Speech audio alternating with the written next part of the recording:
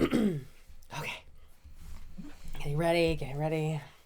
Fix the tits. Fix the tits. I love how we've incorporated that. Fix the tits. You have Fix to. It's the the tits. first thing you got to do. You got to. Yeah. You got to be professionals. All right. You ready? Yeah. Okay. Welcome to the Feral and Unfiltered podcast. I'm William Prapp, and this is my co-star, Liam O'Malley. Those are Easter eggs. Are they? Yeah, it'll come up later. Okay. Okay, here we go. Finally getting some Easter eggs in, huh? Yeah. Nice. Yeah. So we've got a little bit of a format change coming to Feral and Unfiltered. Our most popular episode that we've ever done was Cat Jack versus Twilight. Dude, you went off the rails on that, and it was amazing. I have never been so proud of you. I'm so glad you enjoyed it. I was ready for the people of Forks to show up to my house with torches and pitchforks. That's not what happened. Most of the people we've run into who have seen it, I'm still astounded that people watch the show. Like, I don't know what I'm doing this for if I don't think people are watching it. But I've seen people around town. They're like, hey, I love what you said about Twilight. I was like, you do? They're like, yeah. Bella sucks. And then we had like an influx of subscribers. We did. That came from that, and people. So welcome. Yeah, welcome to the channel. If you've recently come and become a subscriber, we're now at 118 or something. Are we now? Yeah. Damn. As of this morning, which is a lot. That's amazing. Given that we've been at like 20 something for quite a while. A year. Yeah. So it's cool. Like, that's a big deal for us. 80 new is. subscribers is something we definitely notice. And we're taking the lesson. Like, people seem to like when we're reviewing media. And we want to do more of that. You did an incredible job on that episode. I know most of it was me running my mouth and freaking out. Yeah, but that was a disclaimer. We had. Yeah, but the end product, being as polished as it was and as hysterical as it was, is all due to your editing and post-production. I have to admit, that was one of my most favorite edits, even though it took me quite a while. But yeah, that's putting it lightly. If you've never been involved in like the post-production of anything like what you're looking at right now, guys, and we're sitting in my office, in my home office in front of a green screen, with like, for the most part, hobby level equipment. Yeah. And, but like, you put a professional amount of effort into it, and we get such a nice polished product. If you've been with us since the very beginning, you've seen how much the show has grown and changed. Man. I do need to do like a before and after, like, where we are now. Yeah. I think that'd be a great thing to do. It's definitely changed a lot since then, but the amount of like the sheer hours you put into cutting and splicing that episode, it came out so nice. People really liked it, and so that made us ask the question, what else can we review? What else can we go over? And I've constantly, during Twilight, we were talking about how like there's only 4 years in between you and I, age-wise, but they're millennial years, and millennial years are dog years. Yeah. And this has come up over and over and over again. And you were the exact right demographic for Twilight. Twilight missed me. I was already grown, right? Right. And but what didn't miss me was Buffy. I am Buffy years old, not Twilight years old. And this has come up a lot in our podcast. Yes, it has. So what we did yesterday, because I've never seen Buffy. Right, you haven't seen any of it. No, none of it. Dimly aware of some of the marketing, know what Buffy the Vampire Slayer generally is, but have not seen any of it herself. And so she said that she'd watch it with me. So we watched the first 3 episodes last night. Laughed our asses off. Oh my God, the cheese is amazing. It is a lot of cheese. It is a lot of cheese. And I am a Buffy nerd. I watched it, when it was new. I watched it since, when I first moved out of my parents' house into my own apartment. Like, I didn't want to pay for cable. Yeah. So there are these things called DVDs, back before streaming was a thing, right? And I had Blockbuster Online, where they'd send you the DVDs in the mail, and I had a DVD player, and that was like my entertainment and everything. But the first box set I ever had of anything was the entire Buffy and the entire Angel. And so when you don't have cable, like I've seen it all quite a lot. In my early 20s. She's seen it quite a lot, to the point where she was just quoting all the lines. I did know some of, I know them all, but I was only out loud quoting some of them. But I thought it would be fun to watch with you, Yeah. Well, we watched Twilight together, and you had seen it all, and you had read the books and everything, and you had known it all, and then you watched it with me, who had never seen it. And I think it'd be fun to go through the Buffy series with Red. We'll also intersperse this with other things that we're going to watch together and review. And if you have something you'd like to see us watch together, send it, like, put it in the comments down below, and when we have enough people say that they want to see us talk about something, we will do an episode on that. But I figured it would be fun to do the first couple episodes of Buffy. Yeah. And it's been years since I've, like, gone back and seen any of it. Now, like, in my late 30s. And how has it aged for you? It is not aged well. It is not aged well. Especially when, like, season 1 of anything. Right. Oh man, the first season is just rough. It's so bad. It's so bad. But there's so many, like, it definitely, like, as a fan, it makes you appreciate what I know is gonna come later. But, like, I felt bad doing it to you. Like, you've never seen any of it before, and I'm like, here it is, and, you know, it's in full screen, so, like, I have how big is my TV? Like, I have a 70-inch TV, and so, like, only a third of the TV is even being used, because it got the black bars on either side, because widescreen wasn't a thing yet. It wasn't shot in 16:9. That doesn't come until, I think, season 3? Oh, man. Yeah, because the season we're watching came out in 1997. I was a baby. Yeah, you were. And you know what? I wasn't much older. Right. So, but I don't know. It was funny to go back and watch it. And of course, like, it's all about, like, the setup and everything. And this all comes from a movie, Buffy the Vampire Slayer, in the I think early 90s. And at the end of the movie, Buffy burns down the high school gym to get rid of all the vampires. Right? Because all the vampires, you know, stormed her hometown or whatever. So, and that's where the series show picks up. Yeah, the series picks up there. Buffy gets kicked out of school because burning down the gym is frowned upon. And her terrible mother, who I'm realizing now, like, as an adult, like, watching Buffy get parented, and I'm like, man, there's no reliable adults in Buffy's life at all. No, like, none at all. No. So single mom Joyce moves her to Sunnydale, and she's going to start over and not have to be a vampire slayer anymore. And just wants to live a normal life. I want to live a normal life. Teenager. In my, extremely small mini dresses and pink eyeshadow. Oh my God, the eyeshadow. The 90s, man. The 90s eyeshadow and the barrettes. Oh, everybody had barrettes. God. Is it weird that Buffy gives off, like Tina Belcher vibes in the first couple of episodes? Like, she's dressed like Tina. She even ran like her at one point. Yeah, she even has, like, the Tina run. But episode 1, we did watch it. We took some notes. We did take notes. Episode 1, Welcome to the Hellmouth, because Sunnydale, as it turns out, is on the mouth of hell, a center of mystical convergence. We need a reason that creepy things happen in Sunnydale. Right. So that's what, of course, they're setting up. And I don't know, I was just stunned by so many things. Like the school, watching the teachers use chalk. And write in cursive. Right? No one can read cursive No one can read cursive. That's basically hieroglyphics. Right. And it was so funny to me, like, none of the high school students are high school age. Like, these are all actors in their 20s. Right. Yeah, and I don't know. I don't watch, like, content marketed to teens now. That was just the content that was marketed to teens then. But, man, was it skanky. Like, the super, 90s, super short mini skirts. Right. Bare midriffs everywhere. Cordelia's usually not wearing a shirt. Like, she's in a sports bra pretty often in the first 3 episodes. We're in the girls' locker room a lot, and I'm like, how did anybody think this was okay for me to watch this? Like, it's all vaguely voyeuristic and everything. And, well, it turns out the show creator, Joss Whedon, is kind of a piece of shit. That happened later. We didn't know at the time, but we should have known. Like, there were signs. This was content made by groomers, but it's still fun, and I still love it. And so they have to introduce the core cast. So obviously Buffy, new girl at school. And then the first couple of people she meets her best friend Willow, which becomes her best friend. Adorable. Which is I love her. Allison Hannigan, who, oh man.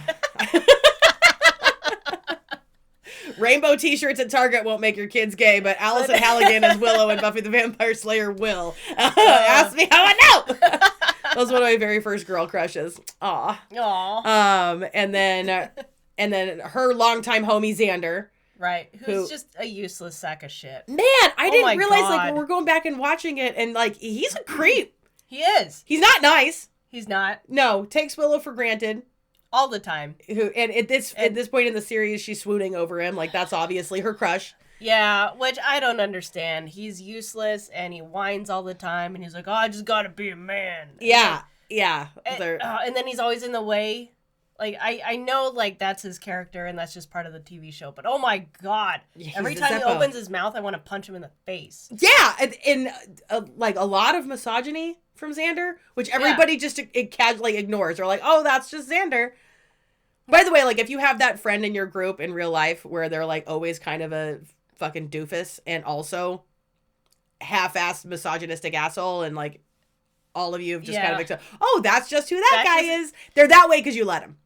Yeah. Like, Buffy has superpowers. She can break his nose very easily and be like, stop it! Oh, man. She could bop him on the head and he could die because she's got super strength. And yeah, well, we saw in that one episode, the second one, I think, where she just, like, punched a cheerleader. That's the third episode. We're still unpacking episode 1. We'll get there. This is funny. But yeah, so they're introducing Xander and everybody, you know.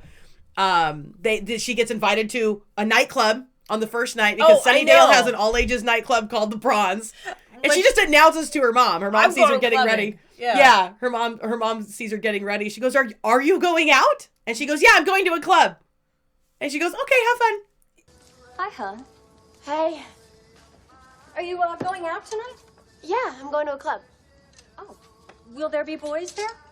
No, Mom. It's a nun club. Well, just be careful. I will. Yeah, at 16. At 16. Like, I'm just going to go to a club. She's not asking who she's going with. Nope. Not how she's going to get there. Not what time she's going to be home. Yeah, and I didn't ask these questions when I was watching this in my teens and 20s. I was just like, yep, she's going to the Bronze. Like, that is, like, okay, yes, werewolves and demons and vampires and everything. By far the least believable part of this is her relationship with her mother. It's like, what? Yeah. So yeah, she's got to go to the nightclub. And of course, the vampires are at the nightclub. They're always at the nightclub. The librarian shows up to the nightclub, Mr. Giles, who was the biggest crush I had in the entire series. And looking, like, now, again, I'm happily married, been with somebody for 14, 15 years now, right? I've got a family, grown, I've got a career. My life has moved past this considerably. So going back and watching it and seeing tweed-clad Mr. Giles the librarian with his dorky fucking glasses and his British accent and realizing that I had an uncomfortable and embarrassing number of sex dreams about this guy when I was 17. I'm like, what was wrong with me? Like, what mistakes did my dad make that entered my head? So if you've got any input as to why you think this, like, of all of the characters that you were supposed to crush on, because they give you the hot girls, right? They give you the hot guys, and then there's Mr. Giles, and I'm like, yeah, the librarians, because he has his shit together. You know what? It might be because he has shit together, and he's probably not thinking with his dick. Probably not, but I could get him to. I know a lot of girls look at a man and think, oh, I can fix him. Not me. No. Give me a good man. I can make him worse. And I'm willing to. So, there's that. And he shows up to the nightclub and he's like, hey, you gotta find the vampire. Use your superpowers. And she goes, there he is. And he's like, no, you can't do it that fast. And she's like, yeah, look at how much polyester he's wearing. Duh. Only somebody who's been living underground for 20 years would think that was the look. Yeah. That was pretty funny. Yeah. And you look like DeBarge. I don't know who DeBarge is. But, we were supposed to look that up. Yeah, we didn't look that up. Well. But anyway, then she's got to go and fight the vampire, save Willow, save the day, accept her fate as the vampire slayer, and Xander and Willow immediately get clued into her secret identity, and the Scooby Gang is born, right? And so they have to set up the series. So this is what the series is going to be. Is going to be these teenagers saving the world from vampires and the forces of darkness. What was really funny when they were getting caught up about how monsters were alive and, like, in the world, they didn't really freak out about that. They were just like, okay, we're just going to go kill him with you? Okay, let's go.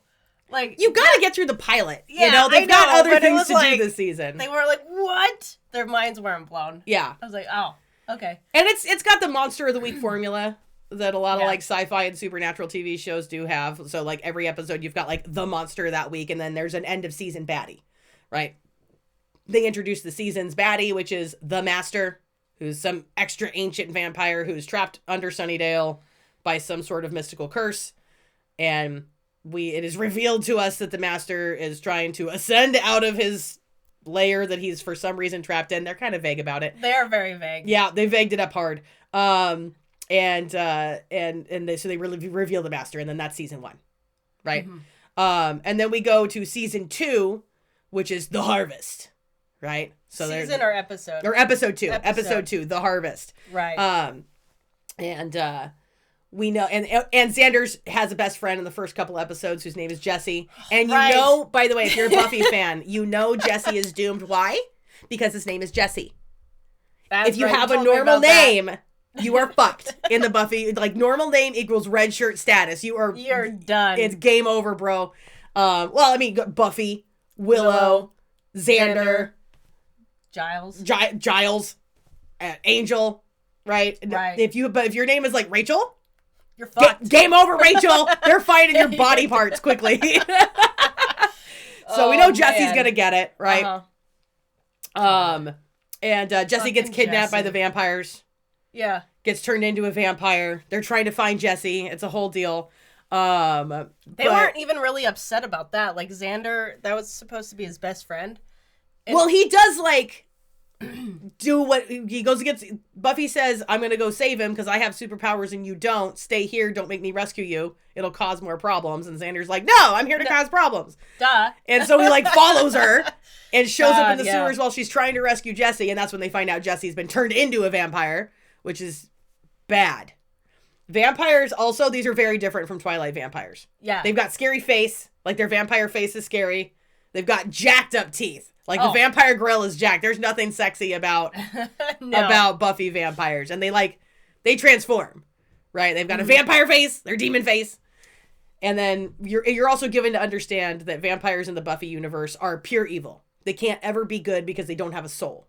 At the time that a person becomes a vampire, their soul goes somewhere else. And what remains is their demon form, right? So these are not sexy vampires, right? We stake the vampires, don't make out with them. That's the key difference here. We will be quickly disappointed in some later seasons of Buffy. I promise she gets better. Okay. But I liked all the classic old monster movie moments. Yeah. Like, every time they break away to, like, the Master, like, he's always monologuing. Like, creepy. Dude, I was noticing that they are all monologuing. Like, right before they take bites of someone's neck, they're spewing their guts, and it was... God. Yeah, I forgot. Like, get to it already. I forgot how, like, classic old-timey B-movie, monster movie the vibe was in, like, the first couple seasons. And that goes to the show creators. Like, you can tell that they really liked Nosferatu. And they liked Frankenstein and the Mummy and the Wolfman. And it's like, there's all these homages to those old monster movies. But, like, the whole shtick is, usually in the monster movie, the girl gets chased by the monsters. And in Buffy, the pretty blonde girl chases the monsters. How clever! Like, that's, like, the whole shtick. And I liked it, right? Who wouldn't like that? But I liked all, like, the classic super cheesy, super bad monster movie moments. And, But I didn't realize, like, again, we kept coming back to Xander, and she's like, you gotta stay here. Because like, I'm the Slayer and you're not. And he goes, I get it. I'm inadequate. I'm less than a man. And, like, immediately makes it about his own hurt feelings and, like... fragile masculinity. Oh, dude, he even kicks a trash can. Yeah. And, like... what a baby. Yeah. God. And then... so, I know you haven't seen the series. No. But I have. And if you're watching this and you've seen the series before, he doesn't get better. He doesn't? No, he gets funnier. But, like, as a person... that doesn't make up for, like, being a shitty human. No. Like, as a character, Xander is trash. If you have a differing opinion of Xander, or if Xander was one of the characters you crushed on, explain yourself in the comments down below. This is not okay. It's super bad.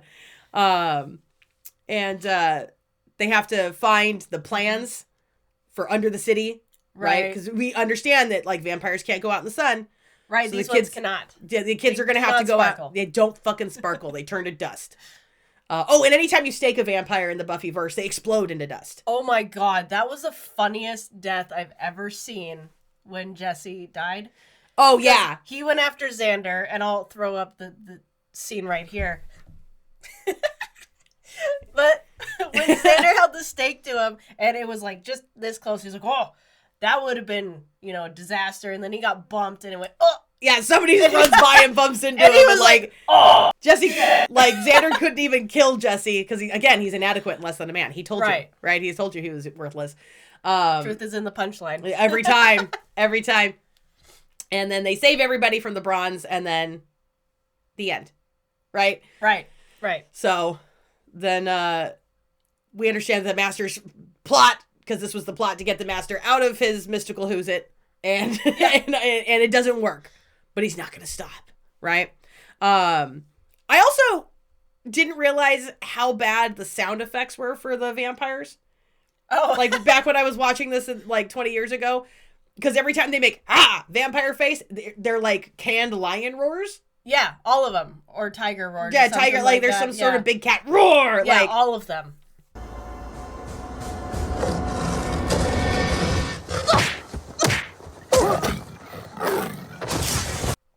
Constant. They're using the same soundbite over and over again. There's a Mannheim scream in the first and the second episode.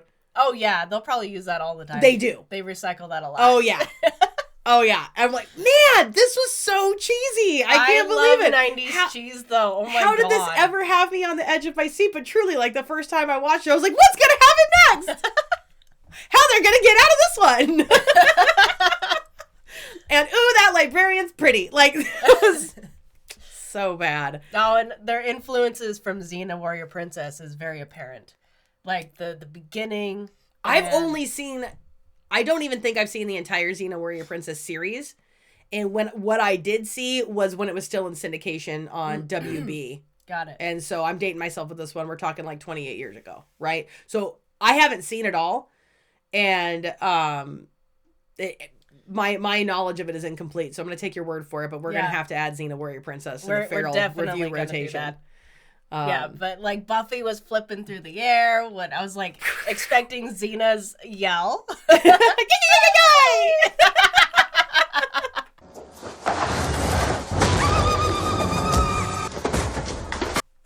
Oh, the stunts are bad. The stunts do get better.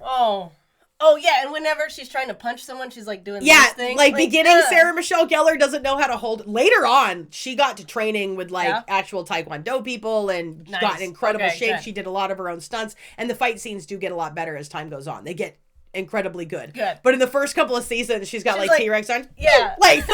It's not convincing at all. Bitch doesn't know how to throw hands. Yeah, and then they do the wide shots, and it's her stunt double, and her stunt double's fucking... I'm pretty sure a guy, he's got 5 o'clock shadow and a wig, just punching vampires and stuff and then they cut back to Sarah in a mini skirt. She's all in the first season, it's so bad. Oh my god, her stunt double is Liam Neeson in a mini skirt. Oh my god. That checks out. Yeah, that checks out. But, and then we have to also reveal, each of the different characters have to have their use, right? So Giles knows all the books. Right. Buffy's the muscle. Yep. And Willow is a hacker. Yes. She can go on the internet, which is brand new, by the way. Watching them deal and try to incorporate, I was proud of them. It was the late 90s, the internet was new. Oh, we're supposed to understand this. Yeah, man. And she goes on the computer and, hacks into the city council database. Yeah.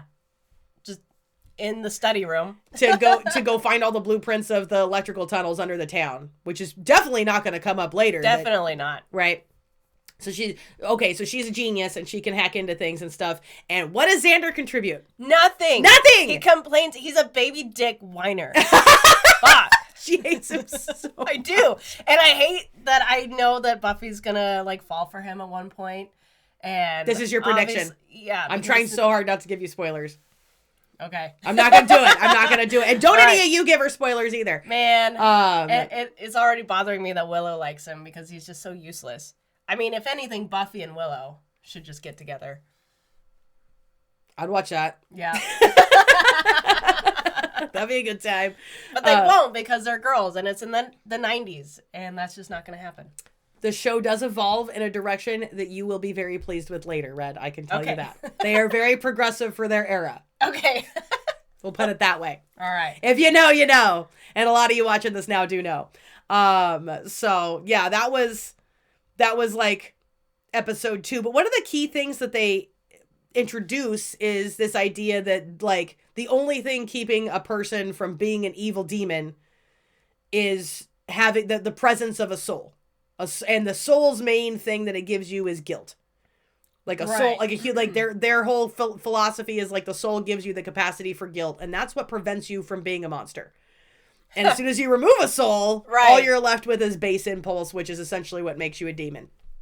And I didn't look at it through a philosophical lens when I was 17 or whatever. But like, so a soul is just like our only prophylactic against evil.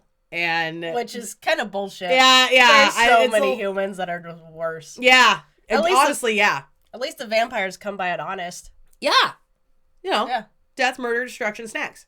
Yeah. Pretty simple. It's a good Tuesday. Yeah. It's not like they're jacking up the prices of children's insulin. Like, that's like, nah, there's real evil out there. Not these guys. Nah. They're just hungry. And horny. But that's fine. I mean, who isn't? Are these ones horny? There's like all kinds of weird, sexy overtones with. They're always talking about like the ecstasy of the murder and stuff like that. Like the boners are definitely implied. Lots of implied boners. Implied boners. Oh, that'd be an amazing punk band. Oh, I'd go see the Implied Boners. Implied Boners. Are they the main act or are they the opening act? I think they would be the opening act. They'd be the opening act for who? Let us know in the comments. I don't know. What would even be the graphic for the Implied Boners? I don't know. Dick Truck Nut. She did draw a Dick Truck Nuts. Would you guys like to see it? I think you can get it as a sticker. Is Dick Truck Nuts a sticker in the Feral shop? It is. Okay, perfect. So, and it looks like that. Love making work for you. Oh, thank you. And then that brings us to episode 3, which is called The Witch. Which is it's also the first episode where we get the full opening sequence for Buffy the Vampire Slayer with the super cool guitar riff. Oh yeah. They do like TV shows don't have like big elaborate cutscenes for opening sequences anymore or theme songs, so that was cool. That was nostalgic. I heard that and it activated me like a sleeper cell. Like, oh! I better lie and say I finished my homework so I could watch Buffy the Vampire Slayer. And in this episode, Buffy wants to join the cheer squad. Oh, God. Because she's still the pretty blonde girl. And she still wants a normal life. You do end up feeling for Buffy. Yeah. Like, she's the chosen one. And no pressure. Rejection of the call is it's a trope. It's standard. Yeah. Right? You got to reject the call. Yeah. And it's been a progression, a very fast progression, like, immediately fast. Of Xander creeping on Buffy harder and harder. Like when they introduce Xander's character, he's on a skateboard in episode 1 and he hits a stair railing because he's staring at Buffy. Yeah. Like he's immediately in love with her and so besotted. And she's at tryouts and he goes, I got you something for good luck. And he hands her a bracelet. And the little bracelet inscription says, "Oh, yours always." And he goes, "Yeah, they all said that." Yeah. It means nothing. But, like, gives her the bracelet and, like, desperately wants to ask her out, but is a total pussy about it. Like, here, take some jewelry. Bye! Like... Yeah, and then he's, like, obsessed and talking with Willow. Like, is she wearing it? That means we're basically together. Yeah, we're basically dating. Like the gift of jewelry means that she is now a possession and a fixture in your life. It's just like, ugh, he's so exhausting. Yeah. But, of course, it's Sunnydale High. So trying out for cheer squad has to have some sort of mystical danger. Right. And the first girl who tries out, her hands catch on fire because she's being cursed by a witch who also wants on the cheer squad. Did not expect that, and I was laughing my ass off. You thought it was the funniest shit you ever saw. Holy shit. The best part was the gym is full of people, And no one was and her hands are just on fire, and everyone's like, "Wow, would you look at that?" And Buffy is the only one who is like, maybe we should put her out. Yeah. And she runs and grabs a banner off the wall. Where are the adults in this, by the way? There's no useful adults. Yeah. Giles is the only useful adult, and he, for the most part, stays out of the action. He stays at the library, calling the shots behind the scenes. Right. But every other adult in town is completely fucking worthless or an enemy, which will come up later. Okay. So adults suck. Yeah. Any of the adults that are nice or useful to the kids or nice to Buffy or supportive and don't treat them like criminals are usually dead before the first commercial break. Oh. Okay. Yeah. Which you'll find in episode 4. Which we won't be unpacking today. But Buffy's the only one who acts and puts her out. I love how she put her out by like tackling the absolute shit out of her first. Like, here, concussion first. Let's bellow this up. Buffy's definitely a blunt force instrument. Yeah, she doesn't have a lot of finesse. But everybody's trying to figure out, what happened? Right, so cut a few more times, but the whole high school's still in like the revival go-go dresses from the 1960s that came back in the late 90s, and they were like in these tiny little dresses for as far as the eye could see. Like, no wonder I had body image issues. And Buffy comes home from tryouts. And I was like, okay, I'm trying out and everything. And tryouts went weird. You know, there was an accident. I'm going to try out tomorrow. And Buffy's mom is like getting ready for her gallery open and everything. And she goes, okay, I'm sure you'll get them. And Buffy says, Mom, what am I trying out for? And Buffy's mom has no idea. She doesn't even know what her daughter's trying out for. And is so uninvolved in her life and everything. And it's just like super shitty. Yeah. Like, I forgot how mean Joyce was in the first couple of seasons. And Buffy even tells her, she's like, oh yeah, this girl Amy, she trains with her mom. And and then her mom was like, well, I guess her mom has nothing better to do. Sounds like her mom doesn't have a lot to do. Right. And it's just so mean. Like, so mean. It's I, as a mother, have way more important things than my child going on. So that lady's pathetic. Like, it was awful. Yeah. And then she has the audacity to tell Buffy what to do with her life. Yeah. Oh my God. Yeah, she's just so mean. And all of her, like, she's constant. We're supposed to understand there's this tension at home, and her mom doesn't want Buffy to get out in trouble and get kicked out of school so they don't have to move again. Right. But at no point is Joyce like, because I want you to have a solid future, because I want you to be able to go to college, because I want you to be able to have a life, and I don't want you to go to jail. It's all about like, look, if you get kicked out of school again and I have to move again, this is going to be very inconvenient for me, your mother. Like, she's so selfish and so shitty. Like, all of her concerns are about herself. So she was just like really carelessly written. Later on in the series. Does she get better a little bit? Yes. Joyce does become the kind of person where you're like, you're glad that she exists and stuff. But season 1 Joyce is like, honestly, like season 1 Bob Belcher, where you're just like, oh. Well, and to be fair, to be fair.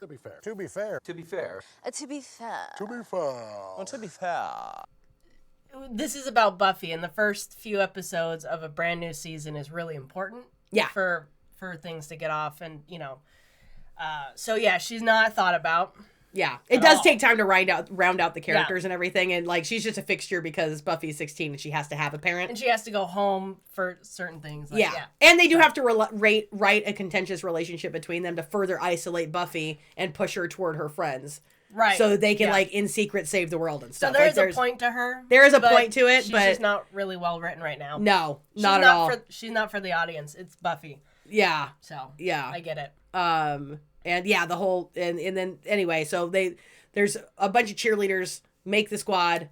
Buffy doesn't make the squad, and neither does her new friend Amy. Normal name. We know she's not. Right. Normal name. Although Amy does live through the episode. Yeah. And does come up again in season 6. Okay. Like Amy's around. But it turns out Amy's the witch, and it also turns out Amy's not Amy. Amy's cheer captain mom from back in the day body swapped her. Oh, there's a Freaky Friday! Freaky Friday angle.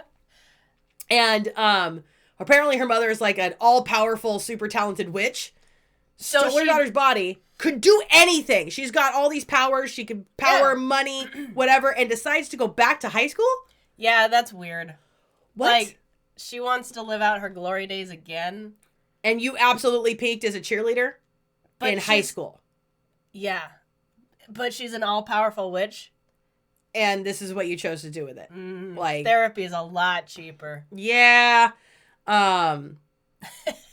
Although somebody who peaked in high school as a cheerleader, if they were going to come up with some kind of evil, this is what they would come up with. They would absolutely work this hard at it. Yeah. You're right. Yeah, she curses Buffy to get her out of the way so she can get on the cheer squad, and it's this whole big deal. The fact that Amy's mom could do anything and uses her powers to get back into high school is fucking crazy. And then she tries to banish Buffy to some sort of hell dimension, and at the last minute, Buffy bangs a mirror down in the chem lab. Oh, and right, Uno reverse, like, ding! Bounces off of me, it sticks to you. Yeah. And then they defeat Amy's mother, whose consciousness gets trapped inside of a cheer trophy. Right. For all time and eternity. Roll credits. And that's the end of episode 3. And then through these different Monster of the Week scenarios, they're still, showing us other things about the Master Underground. And we know that's going to come up in the last season, or in the last episode in the season finale. And so that's the setup for Buffy the Vampire Slayer, is those first 3 episodes. Yeah, it was hilarious. Does this change your opinion of me? Knowing how into this I was. No. I absolutely am going to be into it too. Okay. Totally. Great. I love this cheese. I told you. It was great. Yeah, cheesy monster shows. I love that shit. Love Buffy the Vampire Slayer. Never got into Charmed. I thought Charmed was gross. The couple episodes of it I saw it was just gross and stupid. Oh. I didn't like the characters. So I've never seen it. You were in one camp or the other. You either okay. liked Buffy or you liked Charmed. You probably didn't watch both. And I like Supernatural, which is Buffy for boys.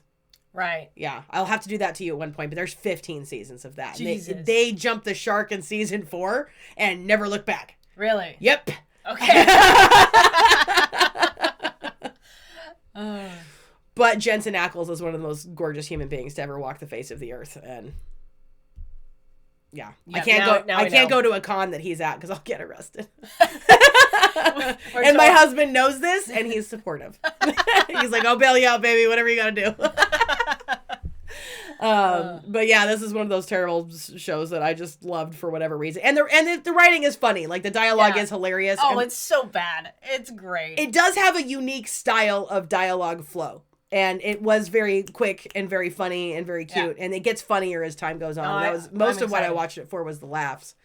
There was plenty of that last night. Oh my God. Oh, well, wait, that was just all accidental laughs. That was just you laughing at how bad it was. But later on, there's actual comedic writing where you're going to, I think you'll enjoy it. I'm excited. I'm looking forward to it. Yeah. And the cast does grow over time. So I'm really glad that you enjoyed that. That was fun. I'm really happy about it. Yeah. So we'll be watching more Buffy the Vampire Slayer and unpacking that for you guys here because we're super current at Feral and Unfiltered. We also will be watching new things and discussing those. Yeah. But we are also going to go to an every other week.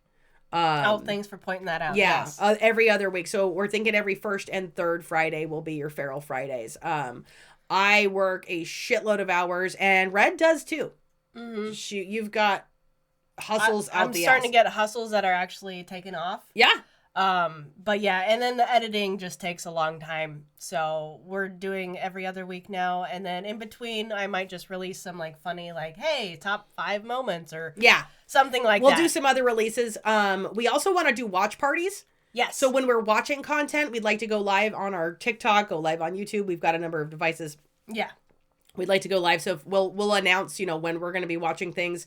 It's important to go over to the Feral and Unfiltered Facebook page, join that, and we'll always announce over there, what time we're going to be watching stuff. We'll try to get that on as regular a schedule as possible. So if you want to join us, you can watch things with us, and we can all kind of discuss and talk about it during the watch party, and then we'll and then we'll also do some video announcements on our TikTok. Mm-hmm.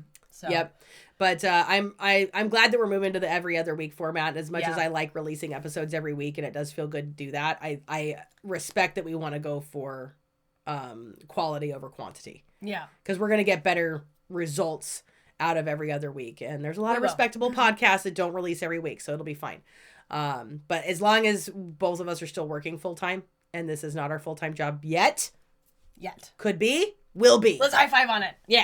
Oh, that was a legally binding high five. So one day this will be our full-time job. Our full-time job. That would be amazing. But in the meantime, we just can't do it every week. So, but that does give you guys plenty of opportunity. If there's things that you want to watch with us, if there's things you think that we should watch, if there's discussions you want to see us have, especially for our, nearly 100 new subscribers. Yes, thank you. And please do get involved in the conversation.